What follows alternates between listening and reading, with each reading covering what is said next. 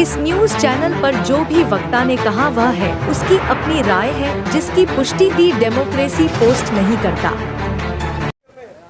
हमारे बीच उत्तम सिंह जी जुड़ चुके हैं। उत्तम सिंह जी, आज शपथ ग्रहण समारोह हुआ और ये जो चुनाव हुआ किस पद्धति से हुआ और इसमें कितने लोगों का चुनाव हुआ, या लोकतांत्रिक पद्धति से हुआ या एक सर्वसम्मति से हुआ? पहले तो मैं आपका तहे दिल से धन्यवाद करना चाहूँगा कि आज क्योंकि देश का एकमात्र मीडिया सोशल मीडिया है, उसके आप साक्षी बने हैं। और ये आपने जो प्रश्न किया कि बाबा साहब के भी आपका ये कैसे चुनाव हुआ है, इसके विषय में हम जानकारी दे दें कि बाबा साहब डॉक्टर अम्बेडकर जन्मोत्सव कमेटी वो कमेटी है जो लंबे अरसे से बाबा साहब के जो जीवन संघर्ष है उसके पद चिन्हों पर आगे कार्य को बढ़ाने का कार्य करती है। और रही बात चुनाव की बात, चुनाव पूरी तरह लोकतंत्र प्रणाली के अनुसार ही इसको जो भारत देश की लोकतंत्र प्रणाली है उसको अपनाया गया और उसी आधार पर इस चुनाव को पूर्ण किया गया। सर, कितने लोगों का चुनाव हुआ? यहाँ पर इस वक्त हमारे पास जो है 29 लोगों का चुनाव हुआ है, जिसमें अध्यक्ष जी हैं और अभिरक्षक जी हैं और इसमें सीनियर वाइस प्रेसिडेंट है, जूनियर वाइस प्रेसिडेंट है, महामंत्री जी हैं और तमाम जो कमेटी के जो सदस्य हैं उनका चुनाव यहाँ पर विधिवत रूप से हुआ है। लेकिन सर, हम जो दुनिया भर की जो समिति बनी हुई हैं, अगर मैं कह दूँ लाखों समितियाँ हैं, लेकिन सर वो समय समय पर 1-2 दिन आके वो 6 दिसंबर या 14 अप्रैल को ही प्रोग्राम मनाते हैं, बाकी जो है जो लोगों पर एट्रोसिटी हो रही है उस पर कोई कानों पर जू नहीं रहती। ये बहुत अच्छे आपने प्रश्न पूछा है मनोज जी, आपने बहुत अच्छा प्रश्न पूछा है। और इस पर जो लोग जो संस्था बना के चल रहे हैं या कमेटियां बना के चल रहे हैं, ये उनकी बहुत बड़ी जिम्मेदारी होती है कि इस तरह की जो कमेटियां बनाते हैं इनसे उनको बचना चाहिए। लेकिन ये बाबा साहब डॉक्टर अम्बेडकर जन्मोत्सव कमेटी एक ऐसी कमेटी है, ये मैंने आपकी अभी जब मंच संचालन की बात चल रही थी तब मैंने कहा था कि ये सिर्फ बाबा साहब के जीवन संघर्ष का जो जीवन संघर्ष है और उसके जो शोभा यात्रा हम निकालते हैं उस विषय को हम जन जन तक पहुँचाने का काम करते हैं। हम यहीं तक सीमित नहीं रहते हैं। हम देश के अंदर अगर कहीं हमें मालूम पड़ता है कि कहीं एट्रोसिटीज़ होती हैं, उस एट्रोसिटीज़ के खिलाफ भी हम लोग उस पर सख्त कार्रवाई करते हैं। और अनेक ऐसे हमारे पास उदाहरण हैं जिनमें चाहे राष्ट्रपति जी को हमने शिकायत करनी हो, प्रधानमंत्री जी को करनी हो या मुख्यमंत्री जी को करनी हो, उसमें बाबा साहब डॉक्टर अम्बेडकर जन्मोत्सव कमेटी जो है कहीं भी चूकती नहीं है और उसका जवाब तलब पूरा करती है। सर, बाबा साहब डॉक्टर भीमराव अम्बेडकर ने कहा था 1956 के लगभग कि ये आडंबर रचने से अच्छा है मेरा इतिहास घर घर में पहुँचाया जाए। हाँ, ये आपने बिल्कुल सही कहा कि ये आडंबर जो है, जो देश की जो चुनी हुई सरकारें हैं ये सिर्फ अपनी वोट की राजनीति के लिए ये इस तरह के आडंबर करती हैं, ये हम जानते हैं। लेकिन बाबा साहब डॉक्टर अम्बेडकर जन्मोत्सव कमेटी वह कमेटी है जो जन जन तक बाबा साहब के जीवन संघर्ष को पहुंचाने का काम करती है। अभी आप देखेंगे 14 अप्रैल को ये शोभा यात्रा आप निकलेगी, उसकी आप झांकियों के देखेंगे। उससे पहले और उसके बाद के जो भी अनेक कार्यक्रम होंगे वो वही कार्यक्रम होंगे जो जन जन तक पहुंचाने का और जन को जागृत करने का काम होगा और संगठन को मजबूत करने का काम होगा। ये बाबा साहब के जो बिताए हुए रास्ते पर उस पर चलने का काम बाबा साहब डॉक्टर अम्बेडकर जन्मोत्सव कमेटी करती आ रही है। उत्तम सिंह जी, जिस तरीके से एजुकेशन का एक विस्तार होना चाहिए था और एजुकेशन घर घर पहुँचनी चाहिए थी, कुछ दशक से मैं देख रहा हूँ कि एजुकेशन बहुत बड़े पैमाने पर नीचे गिरती जा रही है।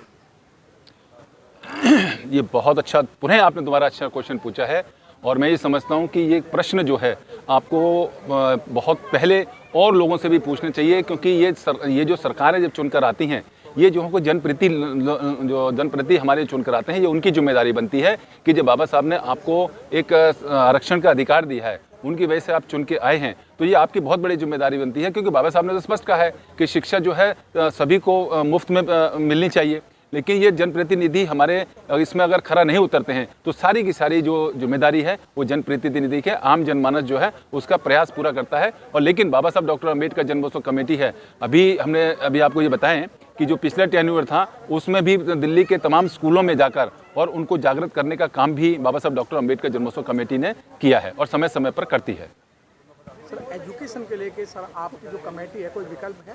नहीं, ऐसा देखिए, अभी हमने कहा है कि अभी हमारे पास फंड जितना है उस फंड के आधार पर हम काम करते हैं। हाँ, अगर हमें कहीं फंड से, क्योंकि हम भी फंड के ऊपर डिपेंड रहते हैं, समाज के शुभचिंतकों से हमारे पास फंड आता है, लेकिन हाँ, जहाँ भी हमें अगर समाज की ज़रूरत पड़ेगी कि भी एजुकेशन के लिए हमें आगे का कोई भी काम करना है, तो बाबा साहब डॉक्टर अम्बेडकर जन्मोत्सव कमेटी किसी तरह से कोई पीछे नहीं उठेगी। ये हमारा उद्देश्य है, बाबा साहब का उद्देश्य है कि ये जो एजुकेशन है, जो शिक्षा है, वो सबको मिलनी चाहिए।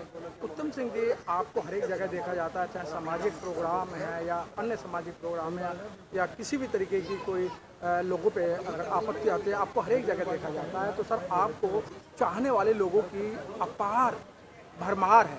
तो सर आप नए महामंत्री चुने गए हैं और जैसे कि मैंने देखा ये मंच पर जितने भी पदाधिकारी आए, चाहे राजनीति से हैं या गैर राजनीति से हैं, सब ने उत्तम सिंह को एक उत्तम बताया है। क्या कारण है उत्तम सिंह से चपकने का? ये क्वेश्चन भाई यही है कि जिस तरह से आपसे प्यार है, क्योंकि हमारे माता पिता ने, क्योंकि उन्होंने यही शिक्षा दी है।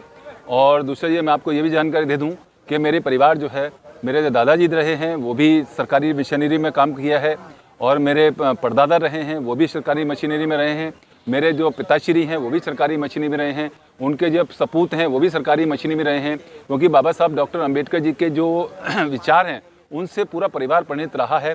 और मेरा भी यही है कि मैं इस काम में कुछ यही कोशिश रहती है कि बाबा साहब के विचारों को आम जनमानस तक पहुँचाऊँ और लोगों से अपनी जो भाषा है, भाषा शैली को मैं इस तरह से रखूं कि मेरी भाषा शैली आम लोगों तक पहुंच सके। जो प्यार उनका मिलता है वो यही है। अभी मेरे गुरुजी जो कि मार्गदर्शक है, मेरे आदरणीय केसी रवि साहब ने जिस तरह से अपनी बात रखी, वाकई में हमने उनसे बहुत कुछ सीखा है और सीखने के बाद ही हम लोग यहाँ इस मुकाम तक पहुँचे हैं कि समाज जो हमें जो लाड़ प्यार दे रहा है, इसका मैं समाज का तहे दिल से ऋणी हूँ और मैं धन्यवाद करता हूँ समाज का। फिर यहाँ एक क्वेश्चन बनता है, आप जैसे बहुत सारे गवर्नमेंट कर्मचारी हैं, लेकिन वो कहते हैं कि भाई अगर हम समाज के बीच जाएंगे तो हमारी नौकरी पे खतरा है, अगर हम समाज के बीच अपनी बातें उठाएंगे तो हमारी नौकरी पे खतरा है। मैं आए दिन ऐसे लोगों को सुनता हूँ। तो क्या लगता है सर, जब आप नौकरी भी कर रहे हैं, समाज के बीच भी जा रहे हैं और आप परिवार भी चला रहे हैं, तो आपको कोई दिक्कतें आ रही हैं? नहीं, बिल्कुल ये एक सच्चाई बात कही है। मैंने अभी कहा था कि मेरा जो परिवार है वो मुझे पूरी तरह से मेरे लिए मजबूती से खड़ा रहता है और जिसका परिवार सामने खड़ा रहेगा तो उसको मैं समझता हूँ कि कहीं दिक्कत नहीं आएगी। हाँ, ये ज़रूर है कि हमें इस चीज़ों से बचना चाहिए, क्योंकि हमारे ऊपर जो हमारा माई बाप है वो हमारा माई बाप है नहीं, लेकिन ये जो आरक्षण से हमें जो नौकरियाँ मिली हैं उस नौकरियों में, उसमें ज़रूर हमारी जो नौकरियों के ऊपर जो कमान, जो हमारे ऊपर जो इस तरह के कमान है, तीर हैं, वो हमेशा चुभोने वाले काम जो है वो सरकार करती रहती हैं। लेकिन मैं ये ज़रूर कहूँगा कि समय ज़रूर नौकरी आप कर रहे हैं और नौकरी करने के साथ साथ आप जो नौकरी करने के बाद जितना आपके पास समय बचता है समाज में आप जाएं, वही मैं करता हूं और जिससे मुझे किसी तरह की शायद कोई दिक्कत नहीं आती है। धन्यवाद। बहुत बहुत